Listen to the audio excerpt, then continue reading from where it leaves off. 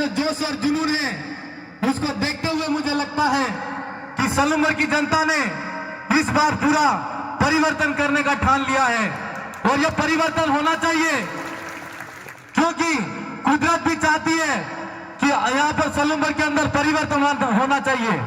मैं सलूमर की जनता को भाई जितेश जी कटारा की तरफ से अपील करना चाहता हूं और कहना चाहता हूं कि आप मुझे एक बात बताइए कि अभी भारतीय जनता पार्टी की सरकार है और डबल इंजन की सरकार है यूं कहते हैं, तो राजस्थान के अंदर भी इनकी सरकार है और साथ साथ दिल्ली के अंदर भी इनकी सरकार है।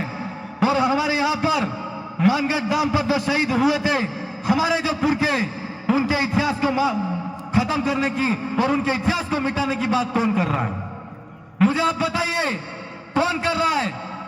जो भारतीय जनता पार्टी की विचारधारा के सांसद है वो कर रहे हैं कि नहीं कर रहे हैं?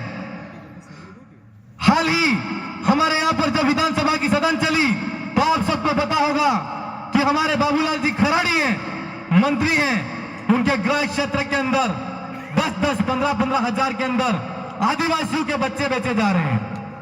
तो आदिवासियों के बच्चे बेचे जा रहे हैं तो वो कौन सी सरकार के मंत्री हैं?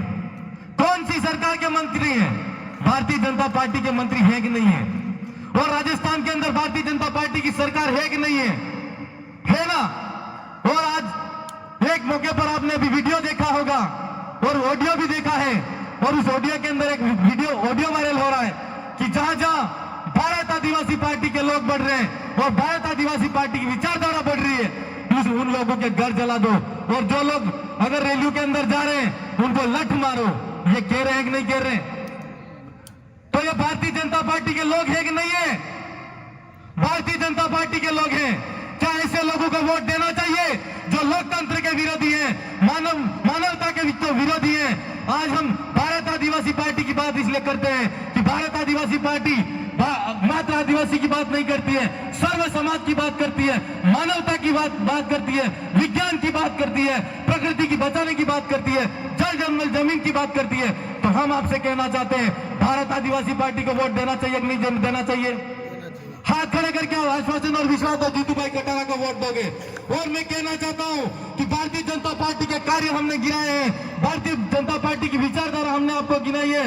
भारतीय जनता पार्टी को आप वोट नहीं दोगे और जहां जहां भारत आदिवासी पार्टी के कार्यकर्ता है वहां दिन रात एक करके आप जीतू भाई के लिए एक दिन कम खा लेना, एक रात कम सो लेना और जहां मिले सड़क पे मिले तो सड़क पे सो जाना।